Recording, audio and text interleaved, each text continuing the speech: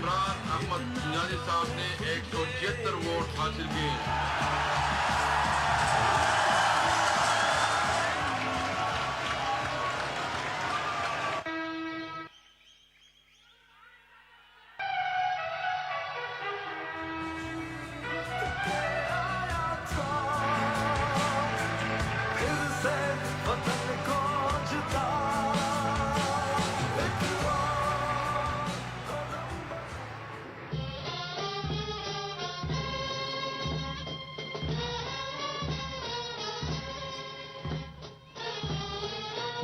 पाकिस्तान का वक्त आ गया।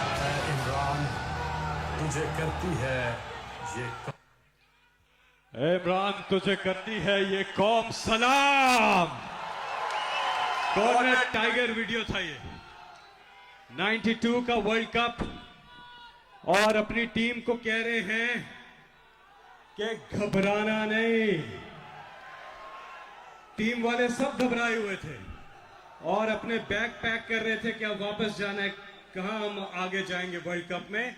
लेकिन ये कप्तान थे जिन्होंने कहा कि घबराना नहीं, और ना सिर्फ फाइनल में पहुंचे बल्कि वर्ल्ड कप भी जीत के दिखाया। तो आप भी टाइगर्स ये बात याद रखिएगा कि कठिन मरहला जिंदगी में आता तो है, लेकिन क्या करना है, घबराना नहीं है।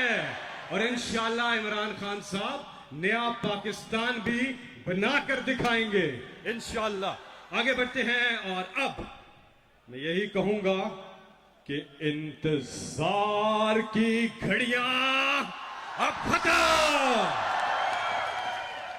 आप सबके पुरजोर इस्तकबाल में पाकिस्तान की आन है आप, पाकिस्तान की शान है आप, पाकिस्तान की जान है आप, पाकिस्तान के कप्तान है आप, इमरान खान है आप। पहले टाइगर फोर्स पोर्टल जो है उसकी इनॉग्रेशन है, पोर्टल का इफ्तिताह हो रहा है। जनाब वजीर आजम पाकिस्तान इमरान खान, टाइगर फोर्स।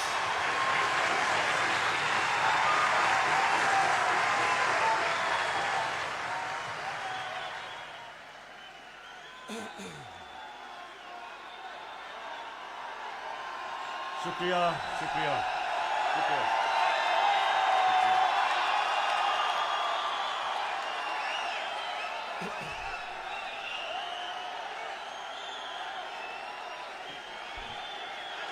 बिस्मिल्लाहिर्रहमानिर्रहीम। इय्याका नअबुदु व इय्याका नस्तईन।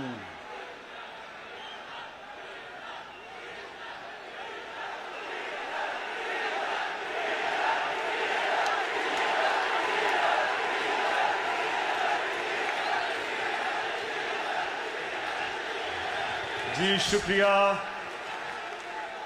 शुक्रिया, आपके जुनून का शुक्रिया, जज्बे का शुक्रिया, आपका बहुत बहुत शुक्रिया। अच्छा जी, अब खामोशी खामोशी खामोशी।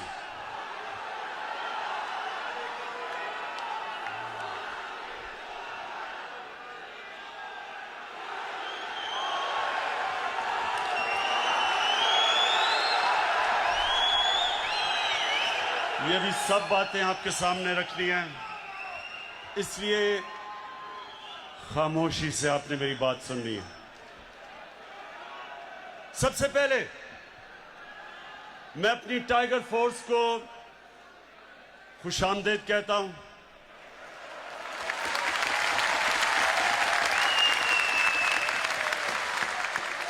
और जब से गालिबन 28 मार्च को हमने अपनी टाइगर फोर्स बनाई थी, तब से जितनी भी आपने एक्टिविटीज की, मैं अपनी कौम की तरफ से आपका शुक्रिया अदा करता हूं।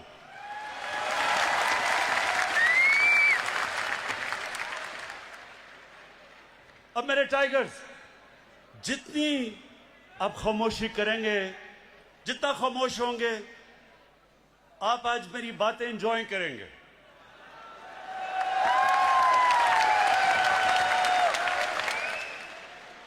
क्योंकि रात को जो सर्कस हुई, मैंने उसके ऊपर थोड़ी बातें करी।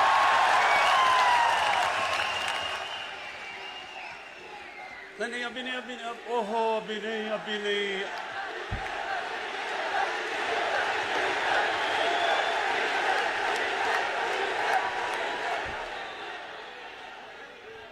और भी उस सर्कस में बड़े फनकार थे, आपको पता नहीं डीजल के ऊपर आपकी सुई अड़ गई अभी तक।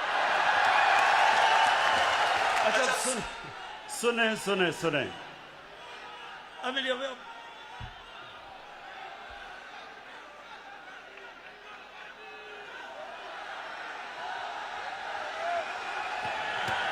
जब तक खामोशी नहीं होगी, मैं नहीं बात करूंगा। खामोशी।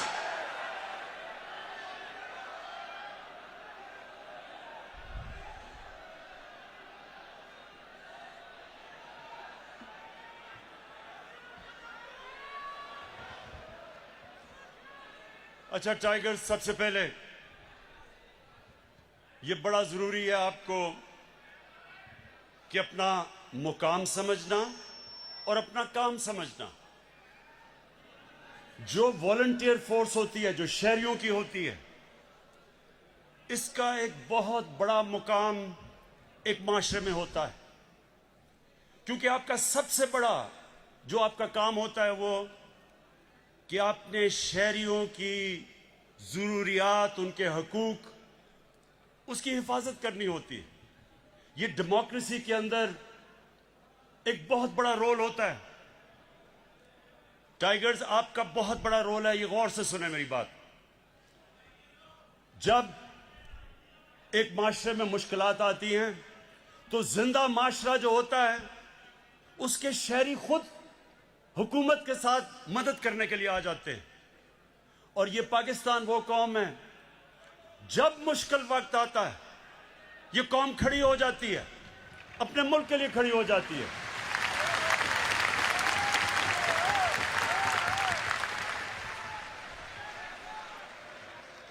खामोशी, गौर से सुने। आप ये जाया कर देंगे ये वक्त। हर वक्त मैं आपके सामने नहीं आ सकता, तो आराम से सुने। देखें, जब मैं कैंसर अस्पताल बनाने निकला तो मुझे बड़ा मुश्किल, इतना ज्यादा पैसा इकट्ठा करना था, बहुत मुश्किल थी। तो उस वक्त मुझे किसी ने कहा कि पब्लिक की मदद मांगो, स्कूल के बच्चों की मदद मांगो, कॉलेज स्टूडेंट्स की मदद मांगो। और ये जो मोजा हुआ, उसके बाद किसी मुल्क में ये मिसाल नहीं है कि एक स्पेशलाइज्ड कैंसर हॉस्पिटल एक मुल्क में बने और कौम मिलके पैसा इकट्ठा करके वो हॉस्पिटल खड़ा कर दे। इतना बड़ा हॉस्पिटल। और वो आप जैसे, तब भी मैं उनको टाइगर्स कहता था, आप जैसे टाइगर्स उन्होंने मिलके वो अस्पताल बनाया। उसके बाद उसको चलाने के लिए भी मुझे वॉलंटियर्स की जरूरत पड़ी। सारी दुनिया में लोग सामने आए और आज एक दुनिया का वाहिद, ये तो आपको पाकिस्तानी फख्र होना चाहिए कि दुनिया का वाहिद कैंसर हॉस्पिटल है जिधर 75% कैंसर के मरीजों का मुफ्त इलाज होता है। दुनिया में इसकी कोई मिसाल नहीं है। और वो हमारे लोगों की, कौम की वजह से, बड़े दिल के लोग हैं। जब ये एक तरफ इनको एहसास हो जाए कि मुल्क को इनकी जरूरत है, ये कौम खड़ी हो जाती है। तो आपकी जरूरत अब किधर है? जरूरत तो अब आपकी पड़ती रहेगी। जब भी हमें खास तौर पे ये जो हमने शजरकारी करनी है अपने मुल्क में, क्योंकि हमारे मुल्क एक दुनिया में वो मुल्क है 10 मुल्कों में से सबसे ज्यादा मुतासिर है क्लाइमेट चेंज की वजह से। और ये जो भी मैं आपसे बात करूंगा गंदम की, ये 2 साल हमारे मुल्क में गंदम कम हुई इसलिए कि गलत टाइम पे बारिशें हो गई क्लाइमेट चेंज की वजह से। तो ये बड़ा जरूरी है आपका समझना कि आगे जब तक कौम नहीं मिल के ये शजरकारी करेगी और हमने 10 अरब दरख्त लगाने अगले 3 सालों में, ये कोई गवर्नमेंट नहीं कर सकती। पख्तूनख्वा के अंदर हमने पिछले 5 साल 2013 से 18 तक 1 अरब दरख्त उगाए, और वो कैसे कि कौम ने मिलकर उगाए। तो अब इंशाअल्लाह इस सारे मुल्क के अंदर हमने सिर्फ दरख्त भी नहीं उगाने, अगला हमने अपना पानी को साफ करना है, दरिया साफ करने हैं। जो गंदगी हम अपने दरियाओं में फेंक रहे हैं, लोगों को नीचे जैसे जैसे दरिया जाता है पानी की बीमारियां बढ़ती जाती हैं। इसलिए अभी आपने बड़ा काम करना है। लेकिन अभी आज जो मैंने आपको खास तौर पर बुलाया वो ये कि देखें आपका, देखें वहां थोड़ा डिसिप्लिन रखें क्योंकि आप सुन नहीं सकेंगे मेरी बात। इस वक्त हमारे मुल्क में महंगाई है। समझना है कि महंगाई की कई वजूहात है। जो हमारा रुपया गिरा, हमारा जब रुपया गिरा डॉलर के बनिस्बत, और वो क्यों गिरा? क्योंकि जब हमें हुकूमत मिली तो पाकिस्तान की तारीख का सबसे बड़ा ट्रेड डेफिसिट यानी खसारा था जो इंपोर्ट हम कर रहे थे और एक्सपोर्ट कर रहे थे। 60 अरब डॉलर की बाहर से चीजें ले रहे थे और सिर्फ 20 अरब डॉलर बाहर दुनिया को बेच रहे थे। 40 अरब डॉलर का खसारा था। जब ये खसारा होता है तो इसका डॉलर की कमी हो जाती है, डॉलर महंगा हो जाता है, रुपया नीचे आ जाता है। जब रुपया गिरता है तो जो भी चीजें आप बाहर से खरीदते हैं वो महंगी हो जाती हैं। तो जब वो चीजें महंगी हो जाती हैं, जिस तरह गैस, पेट्रोल, बिजली, ये सब चीजें महंगी हो जाती हैं। मैं जान के डीजल नहीं कह रहा, तो सब इसलिए तो जब ये चीजें भी महंगी हो जाती हैं और फिर जो खाने पीने की चीजें आप बाहर से खरीदते हैं, मसलन ये जो घी महंगा हो गया क्योंकि पाम ऑयल जो बाहर से लेते हैं वो महंगा हो गया। वैसे भी कोविड की वजह से महंगाई बाहर भी हो गई, तो वो बाहर से जब चीज ली वो महंगी हो गई। दालें, हम दालें बाहर से लेते हैं, 60% दाल जो पाकिस्तान में होती है वो बाहर से इंपोर्ट करते हैं, वो महंगी हो गई। तो एक तो ये हो गई महंगी। दूसरी महंगाई जो अभी मैंने आपकी गंदम की बात की कि 2 साल बारिशें उस वक्त पे हो गई जब गंदम की कुटाई होनी थी, उसकी वजह से गंदम कम हुई, खसारा हो गया। हमें चाहिए थी 27 लाख टन गंदम, हमारे मुल्क में खसारा हो गया। जब खसारा, क्योंकि बारिश की वजह से खसारा हुआ, उसका क्या नतीजा हुआ कि जब गंदम कम हुई तो उसकी कीमतें ऊपर जानी शुरू हो गई। पहले हमें पता देर चला क्योंकि यहां जो सिस्टम बना हुआ है जो जिससे हमें पता चलता है कि कितनी हर फसल कितनी हुई हर साल, वो सिस्टम खराब था, हमें देर करके पता चला। जब तक हमने बाहर से इंपोर्ट की, जो अब अल्लाह का करम है कि हमने सारी जितना भी खसारा था सब गंदम इंपोर्ट कर लिए, तो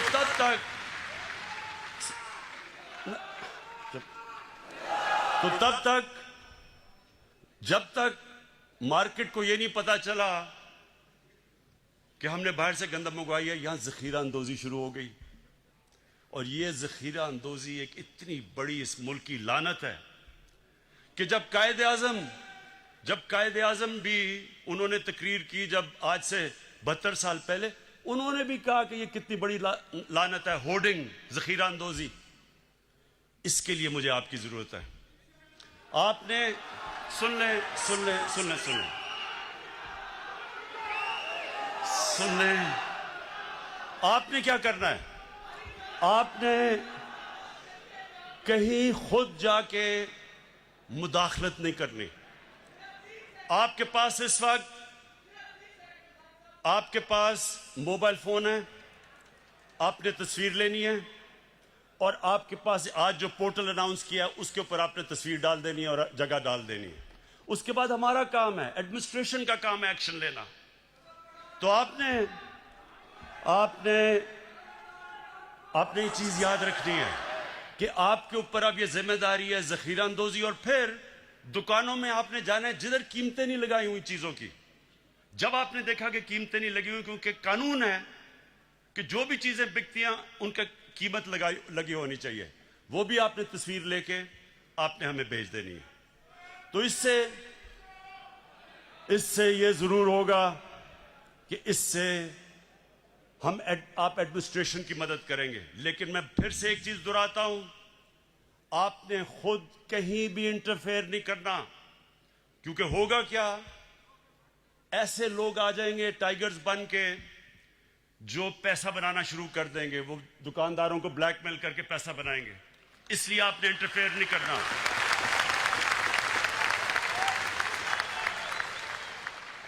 अच्छा, अब सुने जरा आगे, चीनी। अब चीनी का क्या मसला हुआ? हमारी बदकिस्मती है कि थोड़े से लोग इस वक्त जो चीनी बनाने वाले जो शुगर मिल्स हैं वो थोड़े से लोग हैं, और ज्यादातर वो सबसे ताकतवर लोग हैं। दोनों शरीफ खानदान की भी शुगर मिल्स हैं और जरदारी की भी शुगर मिल्स हैं।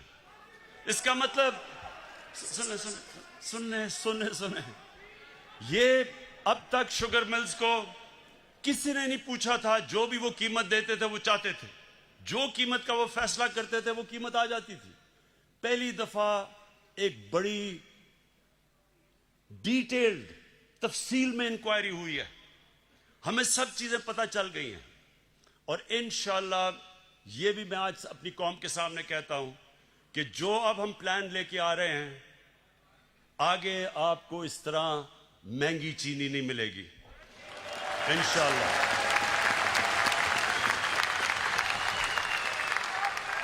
अच्छा,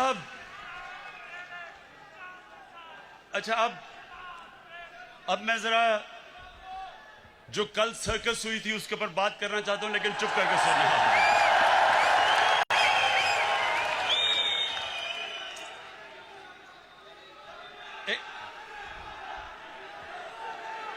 ऐसे मारे नहीं, आप एंजॉय नहीं करेंगे अगर आप सारा वक्त नारे मारते रहे। आप कैसे एंजॉय करेंगे? यकीन करें, आप ये जो मैं सर्कस के ऊपर बात करूंगा बड़ा एंजॉय करेंगे, ये मेरा वादा है आपसे।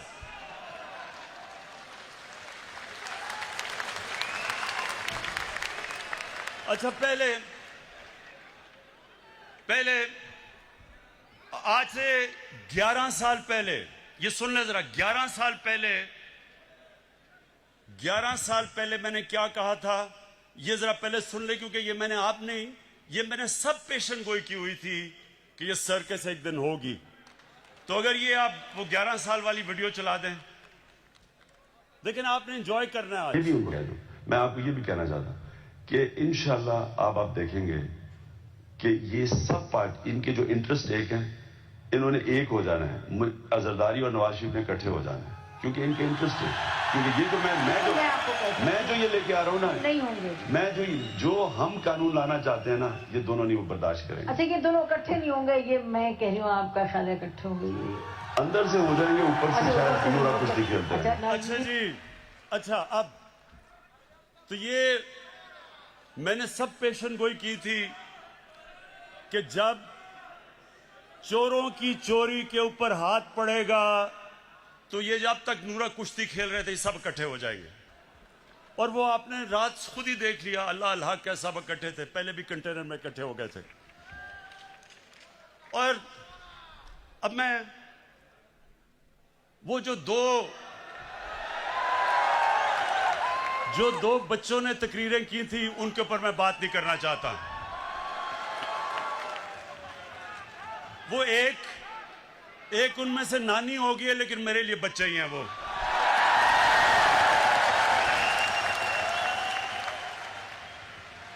उसकी वजह है, सुने टाइगर्स, उसकी वजह है। देखें, इंसान जब तक जिंदगी में स्ट्रगल नहीं करता, वो लीडर तो बन ही नहीं सकता। उन दो बच्चों ने आज तक जिंदगी में 1 घंटा हलाल का काम नहीं किया।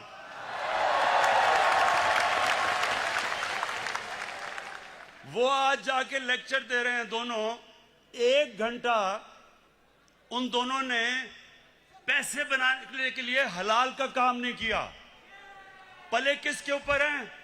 अपने दोनों बापों की हराम की कमाई के ऊपर पले हुए हैं। तो उनके ऊपर तबसरा करना फजूल है। लेकिन जो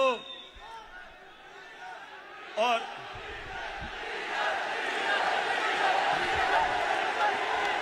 देखें, जो आदमी 11 की टीम होती है, 12वें को 12th मैन कहते हैं, जो 12th मैन है उसके ऊपर मैं क्या बात करूं। अच्छा, अब मैं असल, ये बड़ा गौर से सुनना आप। अब मैंने जो असल बात करनी है वो जो लंदन में आज बैठ के जिसने जो कल गुफ्तगू की, मैं उसके ऊपर बात करना चाहता हूं। लेकिन उससे पहले फैसल, सुने, उससे पहले आप जरा इसकी पहले शक्ल देखें। जब ये इंग्लैंड जाना था, जब, और इंग्लैंड जाके इसकी शक्ल क्या बनी, जरा प्लीज दिखाएं।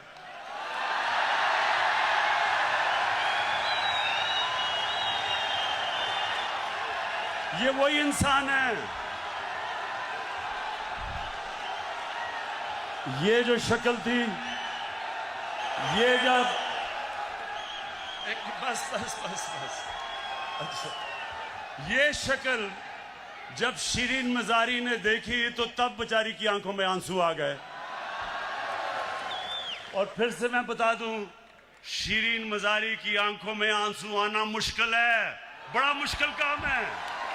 लेकिन वो देखें, वो मेरी भी आंखों में आंसू आ जाते अगर मैं इसको अच्छी तरह जानता ना। अच्छा, अब एक मिनट, अब जरा वो दूसरा भाई साहब को जरा दिखा दें। ये लंदन में जरा भाई साहब की आप सुन रहे हैं। पटिशन लगी हुई है लाहौर हाई कोर्ट में। खुदा करे अल्लाह ताला अपने बेपाया फजलो करम से, अगर खुदा करे अल्लाह ताला अपने बेपाया फजलो करम से अगर इजाज़त मिल जाए तो अपने वालिद साहब के साथ होगी, जो कि बहुत ही आम बात है। तो बाकी उनकी दूसरी जो ट्रीटमेंट गुजारी है, तो हार्ट के लिए इंशाअल्लाह जल्द अपॉइंटमेंट। मरियम, बस ख्वातीन, रोना नहीं है आपने।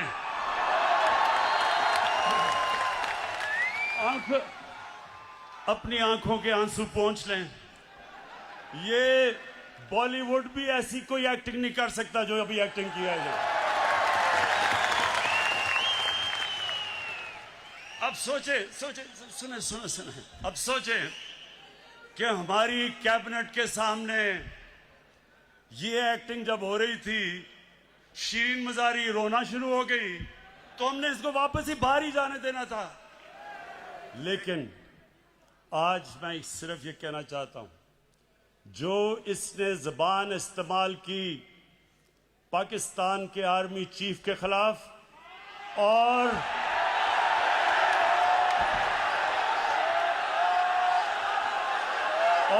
ISI के डीजी के खिलाफ,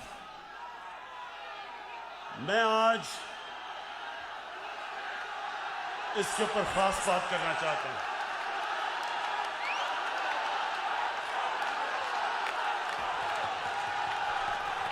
अच्छा, खामोशी, सुने जरा मेरी बात, सुने। मेरे टाइगर्स और पाकिस्तान के नौजवानों, सुनो गौर से। बर्रे सगीर की तारीख में कभी भी ऐसी हिंदुस्तान में हुकूमत नहीं आई जो मुसलमानों से और पाकिस्तान से इतनी नफरत करती है जितनी नरेंद्र मोदी की हुकूमत करती है। हमारे फौजियों के ऊपर मुसलसल हमले हो रहे हैं। हर रोज हमारे फौजी अपनी जान की कुर्बानियां दे रहे हैं। परसों 20 पाकिस्तान के सिक्योरिटी फोर्सेस के लोगों ने शहादत पाई। 20 लोगों ने।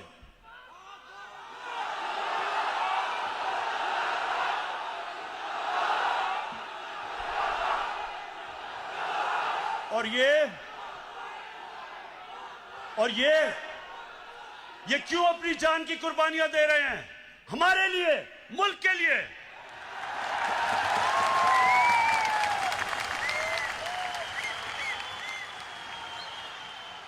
और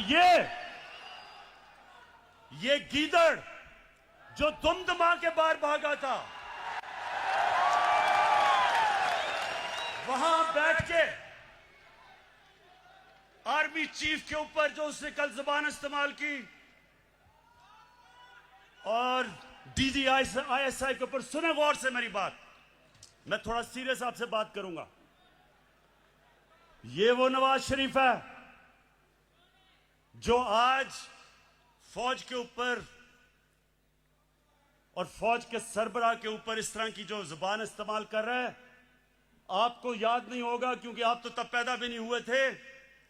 ये जनरल जिलानी के घर के ऊपर सरिया बनाते हुए मिनिस्टर बना था। ये वो आदमी है जो ज़ियाउल हक के जूते पॉलिश करते करते चीफ मिनिस्टर बना था। ये वो आदमी है जिसने जनरल दुरानी ISI के जब चीफ थे, पीपल्स पार्टी के खिलाफ जब इलेक्शन हुई तो मिरान बैंक से इसने करोड़ों रुपया लिया था इलेक्शन लड़ने के लिए। DGISI की सुप्रीम कोर्ट को रिपोर्ट थी। लेकिन इस मुल्क की बदकिस्मती ये कि हमारे मुल्क की अदालतों ने इसकी मदद की हमेशा। ये वो आदमी है जिसने आसिफ जरदारी को 2 दफा जेल में रखा था। जनरल बाजवा ने नहीं डाला था और उसको कहता था पाकिस्तान का करप्ट तरीन आदमी है वो जरदारी। इसको ऊपर हुदायबा पेपर मिल्क का केस उसने इसके ऊपर बनाया था, जिधर अरबों रुपए इन्होंने करप्शन करके पैसा बाहर भेजा था, वो उसने नवाज शरीफ पे बनाया था। जनरल बाजवा ने नहीं बनाया था। ये वो नवाज शरीफ है। और जरदारी, चुप करके सुने, चुप करें जरा, सुने मेरी बात। ये वो जरदारी है और नवाज शरीफ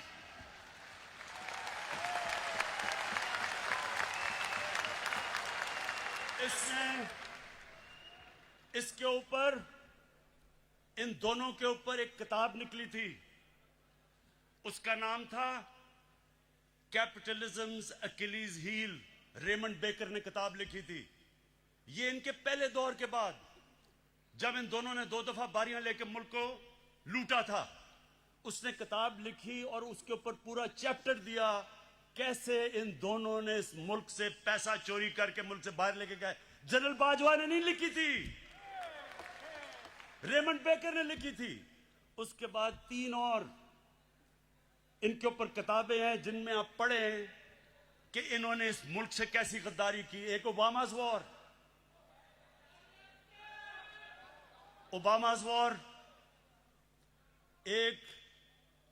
एक है सूस्किन, उसने किताब लिखी the way of the world.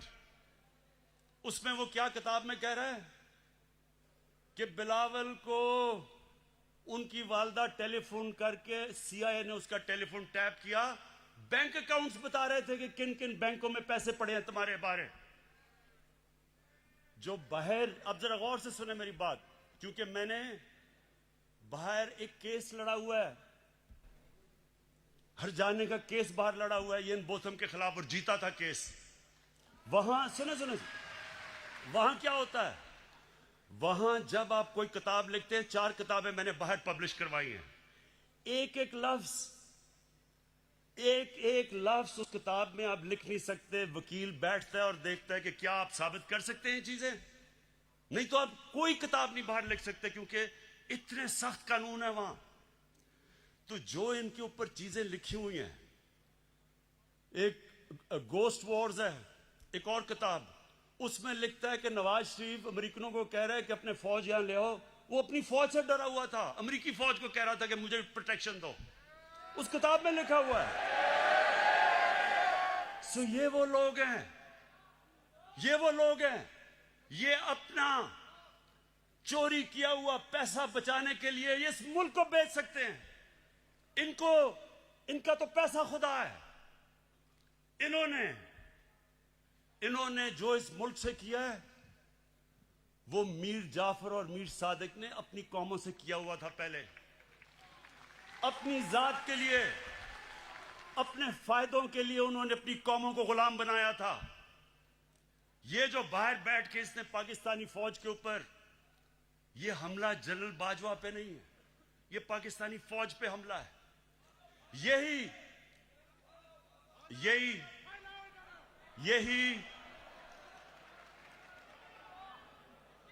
यही बात नरेंद्र मोदी कर रहा था। जब नरेंद्र मोदी ने बार बार स्टेटमेंट्स दी कि हमें नवाज शरीफ पसंद है, लेकिन हमें जो पाकिस्तान का आर्मी चीफ है वो दहशतगर्द है, वो बार बार ये कहता था और नवाज शरीफ चुप बैठा हुआ था। मुझे क्यों नहीं नरेंद्र मोदी कहता कि इमरान खान ठीक है लेकिन जनरल बाजवा गलत है? वो क्यों नहीं कहता? क्योंकि उसे पता है कि मैं हिंदुस्तान की असल दुनिया में नरेंद्र मोदी की शक्ल दिखाई है दुनिया में कि कितना बड़ा इंतहा पसंद है ये। सो ये जो आज इसको हिंदुस्तान अखबारों के अंदर जो तारीफें हो रही हैं नवाज शरीफ की, बड़ा जी जमहूरी आदमी है, ये फौज को कह रहा है कि अपना काम करो क्योंकि नवाज शरीफ जमहूरी है। क्या हिंदुस्तान को नहीं पता कि जब जनरल जिया ने इसको गोद में बैठा के मुंह में दूध की चूसनी लगाई थी इसके मुंह में, तब इसकी जमहूरियत? क्या हिंदुस्तान को नहीं पता कि ये वो वजीर आजम है जिसने डंडों से सुप्रीम कोर्ट के ऊपर हमला करवाया था? और फिर जुल्म देखें कि बाकी जुडिशरी को ब्रीफ केस दे के खरीदा था। ये वो नवाज शरीफ है जो आज बड़ा जमहूरी बन रहा है। ये वो नवाज शरीफ है जो टेलीफोन कॉल करके कहता था जस्टिस क्यूम इसको 3 साल नहीं बेनजीर को 5 साल सजा दो। ये वो है आदमी, ये वो है जो पिछला नैब का चेयरमैन कमर जमान जैसा करप्ट आदमी उसको चेयरमैन बना के अपने केस बंद करवाए। इसके लिए अदलिया तब तक ठीक है जब तक अदलिया इसके साथ खड़ी है। हुदैबा पेपर मिल का ओपन एंड शट केस जब बंद होता है, अदलिया बंद करती है, तो अदलिया बहुत अच्छी है। जब 5 मेंबर बेंच अदलिया का पैनमा के केस में इसको सजा देता है तो क्यों निकाला करके दौरा करके अदलिया को बुरा भला कहना शुरू कर देता है? क्या पैनमा का केस जनरल बाजवा ने किया था? इंटरनेशनल जब इंकशाफ हुआ था तो वो क्या पाकिस्तानियों का कसूर था? सारी दुनिया के अंदर इंकशाफ हुआ जिसमें पता चला कि हर मुल्क के पॉलिटिशियंस ने किस तरह मुल्क से पैसा चोरी करके ऑफशोर कंपनीज में पैसा रखा हुआ था। तो तब किसका कसूर था? यहां लोगों के सामने बेशर्मी से झूठ बोलते हैं। वो भी झूठ बोलता है, उसका भाई भी झूठ बोलता है, बेटे भी झूठ बोलते हैं, बेटी भी झूठ बोलती है, और वहां जाके तकरीरें कर रहे हैं कि जी बहुत बड़े ये जमहूरियत के लिए खड़े हैं। इलेक्शन की बात करते हैं, ये जरा सुने। 2013 इलेक्शन के अंदर नेशनल असेंबली की सीटों में 137 पिटिशंस आई जिन्होंने चैलेंज किया कि उनके इलेक्शन में गड़बड़ हुई है। नेशनल असेंबली में 137 सीटें जिन्होंने पिटीशन दायर की। 2018 की इलेक्शन में सिर्फ 90 थे, 50% कम पिटीशंस थी। और नून लीग की, क्योंकि उनकी तो सिर्फ पंजाब में पार्टी रह गई है, पंजाब के अंदर उनकी सिर्फ 11 पिटीशंस थी। तहरीक इंसाफ की 13 पिटीशंस थी, यानी हमारी ज्यादा पिटीशन थी जिन्होंने कहा धांधली हुई है। तो मुझे यह बताएं कि जब 80% पोल का रिजल्ट आया, फैफन एक इंडिपेंडेंट इदारा है, उसने 80% ने कहा, 80% पाकिस्तान का इलेक्शन 2013 से बेहतर हुआ है, अच्छा इलेक्शन हुआ। तो मैं अब ये पूछता हूं कि जब हमने 2013 इलेक्शन के बाद मैंने सिर्फ 4 हल्के मांगे थे, 137 में से 4 हल्के मैंने कहा इनकी हमें इनको खोल के बता दो, अगर ये ठीक है तो हम मान लेंगे इलेक्शन। इन्होंने 4 हल्के नहीं खोले, 1 साल के बाद सड़कों पे निकले। आखिर में जब 4 हल्के खुले, चारों के चारों अंदर धांधली थी। जब हमारी बारी आई 2018 में, इन्होंने कहा जनाब इलेक्शन में धांधली लिया। इनसे वो जो आजकल जेल में शहबाज शरीफ, हमने पहले कहा कि जो करना है आपने खोले, हम तैयार हैं इलेक्शन खोलने के लिए। अब इनको पता था कि 1100 पिटीशंस थी इनकी सारी, इलेक्शन उन्होंने क्या खोलना था। तो ये वो लोग हैं कि जो बात करते हैं कि इलेक्शन के अंदर धांधली हुई। धांधली मैं आपको बताऊं किधर हुई, जो अभी इंकशाफ हुआ है। इलेक्शन में अभी एक बाय इलेक्शन हुआ जब नवाज शरीफ डिस्क्वालीफाई हुआ, उसकी बीवी को खड़ा किया, मरीम नवाज ने कैंपेन की। हमारे पास अब डॉक्यूमेंट्री एविडेंस है कि 250 करोड़ रुपया गवर्नमेंट का इन्होंने उस हल्के में इस्तेमाल किया इलेक्शन जीतने के लिए। ये हमने नैब को केस दिया है। हमने सारे इलेक्शन में 250 करोड़ खर्च किया, इन्होंने एक बाय इलेक्शन के ऊपर इस कौम का टैक्स के पैसे का 250 करोड़ रुपया खर्च किया। लेकिन मुझे एक खास मजा आया, एक और अल्लाह अल्लाह का सच आता रहता है सामने। एक इलेक्शन हुआ उस्मान डार का, और वहां एक सियालकोट का बहुत बड़ा रंगबाज है, बड़ी बड़ी बातें करता है, बड़ी बड़ी बड़ी छाती निकाल के बड़के लगाता है। लेकिन पता क्या चला कि इलेक्शन की रात को शाम को 8 बजे रंगबाज ख्वाजा टेलीफोन कर रहा है जनरल बाजवा को, जनरल साहब मैं इलेक्शन हार रहा हूं, मेरी मदद करें। आंसू गिर रहे हैं, जनरल साहब मैं तबाह हो जाऊंगा, मेरी मदद करें, मैं इलेक्शन हार रहा हूं उस्मान डार से। मेरे पाकिस्तानियों, मेरे टाइगर्स, मेरी अब आखिर में गौर से आपने बात सुननी है। अब तक ये जो ऑपोजिशन है, इन्होंने एक इमरान खान देखा है। आराम आराम से मैं इनको कहता था अच्छा जी प्रोडक्शन ऑर्डर देना है तो चलो बुला लो असेंबली में, और इस तरह की चीजें। ये जो आप सुने जरा, ये जो अब आप इमरान खान देखेंगे, ये एक मुख्तलिफ इमरान खान आने लगा। सबसे पहले किसी किस्म का प्रोडक्शन ऑर्डर किसी डाकू को अब नहीं मिलेगा। शहबाज शरीफ के ऊपर अभी जो चीज सामने आई है, 23 अरब रुपए की इसका करप्शन का इंकशाफ हुआ है। कभी चीनी वाले तो कभी किसी के नाम पे 23 अरब रुपया भी पकड़ा गया। जब तक अदालतों में पूरी तरह यह जवाब नहीं देगा, कोई किस्म का इसको प्रोडक्शन ऑर्डर नहीं मिलेगा, और ना ही किसी और डाकू को मिलेगा।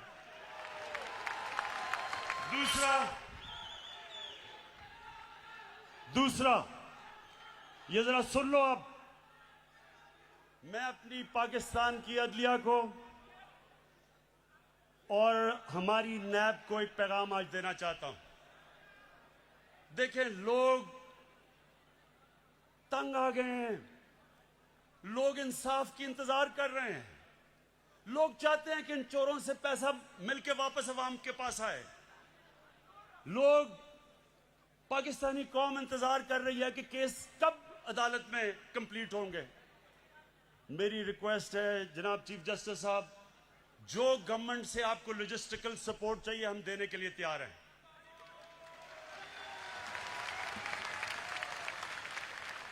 जिस तरह की आपको हमारे से मदद चाहिए हम आपको देने के लिए तैयार हैं, लेकिन खुदा के वास्ते डे टू डे हेयरिंग करके ये केसेस खत्म करें।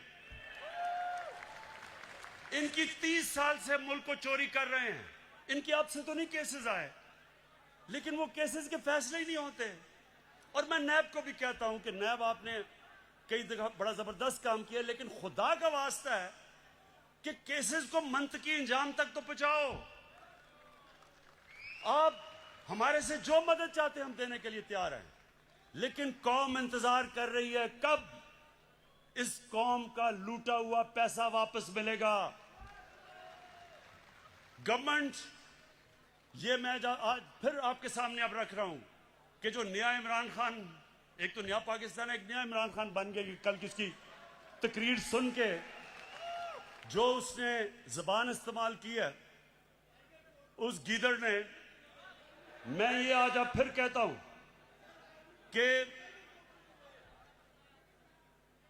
कि अब से कोई इनको वीआईपी जेल नहीं मिलेंगे, इनको आम कैदियों की तरह हम रखेंगे।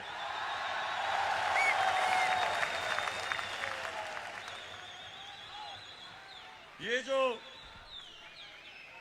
जो सारी जो कल सर्कस थी, ये सर्कस को मेरा पैगाम है कि देखें, आप सारे तो कभी किसी का कंधा पकड़ के आया, कभी कोई जलानी ने बना दिया, किसी ने कागज का टुकड़ा दिखा दिया कि जी मुझे तो मेरी वालदा की वजह से पार्टी मिल गई है। ये आपके सामने शख्स खड़ा है, इसने पहले तो 20 साल खेलों की ग्राउंडों में दुनिया की बेहतरीन लोगों से मुकाबला किया है, और उसके बाद 22 साल वाहिद पॉलिटिशियन हूं। 22 साल छोटी सी पार्टी से शुरू करके अवाम के पास जाके वाहिद पब्लिक मूवमेंट से पार्टी बनाई है। किसी का सहारा नहीं चाहिए। मैं आज आपको कह रहा हूं कि इंशाअल्लाह अब आपको मैं मुकाबला करके दिखाऊंगा। मैं सारी जो गवर्नमेंट के हमारे इदारे हैं, नैब हमारे आजाद है, अदालतें आजाद है, लेकिन मेरे नीचे जो अदारे हैं उनको मैं अब खुद तैयार करूंगा। इस मुल्क में वो लोग जिन्होंने चोरी करके मुल्क को लूट के पैसा बाहर लेके गए हैं, इंशाअल्लाह एक एक को हम पकड़ेंगे। मेरी रिक्वेस्ट है फिर से नैब को और अदालतों से कि आप प्लीज इनके फैसले करें। और मैं अदालतों को आज ये कहना चाहता हूं, जो ये कोशिश कर रहा है अदालतों के अंदर इंतशार फैलाए, किसी जज का नाम ले रहा है, ये कोशिश कर रहा है फौज के अंदर इंतशार फैलाए, डीजी आईएसआई और आर्मी चीफ की बात कर रहा है कि फौज के अंदर इंतशार हो जाए, ये कोशिश कर रहा है कि बाहर जो एंटी पाकिस्तान फोर्सेस हैं उनके अंदर ये नुमाया हो जाए, जिसमें इसको पता है कि जो इजराइल की और जो हिंदुस्तान की लॉबी वो अमेरिका में सबसे मजबूत है, उसको अपील कर रहा है। ये जो गेम खेल रहा है, मैं ये गेम सारी समझता हूं, मुझे सारी इंटेलिजेंस है ये क्या खेलने की कोशिश कर रहा है। और मैं इसको ये बताना चाहता हूं कि मुझे तो कोई फर्क ही नहीं पड़ता कौन सा आर्मी चीफ हो या कौन सा आईएसआई का डीजी हो, मुझे तो फर्क ही नहीं पड़ता, क्योंकि मैंने तो कोई पैसे चोरी नहीं कर रहा या मेरी कोई बार जायदाद नहीं, मुझे तो खौफ किसी से नहीं है। लेकिन जो जनरल बाजवा ने जिस तरह इस हुकूमत की मुश्किल वक्त पे मदद की, जिस तरह उसने हमारे साथ, मैं ये कहना चाहता हूं आज हमारे साथ अभी कराची में मदद की जब वो बारिशें आ रही थी, जो हमारे साथ कोरोना के अंदर पूरी तरह मदद की। जो हमारे पास जब एक मुल्क पे पैसा नहीं था, 2 साल पाकिस्तान की फौज ने असल में अपने डिफेंस एक्सपेंडिचर पे काट लिया, क्योंकि उनको फिक्र थी कि पाकिस्तान के पास पैसा नहीं है। कभी ऐसे पहले नहीं हुआ। हर जगह सारी मेरी फॉरेन पॉलिसी को आज पाकिस्तान की फौज और जनरल बाजवा हमारे साथ खड़े रहे हैं। ये जो कोशिश कर रहे हैं कि हमारी फौज और गवर्नमेंट के बीच में दरार डालें या फौज के अंदर इंतशार पैदा करें, नवाज शरीफ, मैं तुम्हें अब ये आज सुन लो मेरी गौर से बात, आज से मेरी पूरी कोशिश है तुम्हें इस मुल्क में वापस लाया जाए।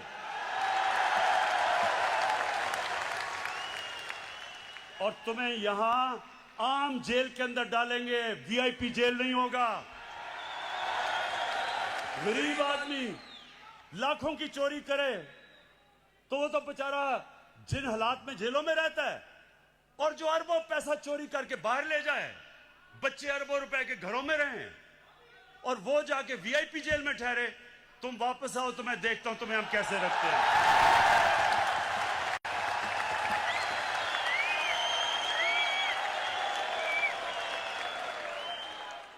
वज़ीर आज़म इमरान खान का कन्वेंशन से खिताब आप मुलाहिज़ा कर रहे थे। वज़ीर आज़म ने टाइगर फोर्स पोर्टल का इफ्तिताह कर दिया। वज़ीर आज़म इमरान खान ने कन्वेंशन से खिताब करते हुए महंगाई और दीगर उमूर पर अहम बातें की हैं। वज़ीर आज़म इमरान खान ने कहा कि रज़ाकारों का शहरियों के हुकूक और हिफाजत में बहुत अहम किरदार होता है। कौम की तरफ से टाइगर फोर्स का शुक्रिया अदा करता हूँ।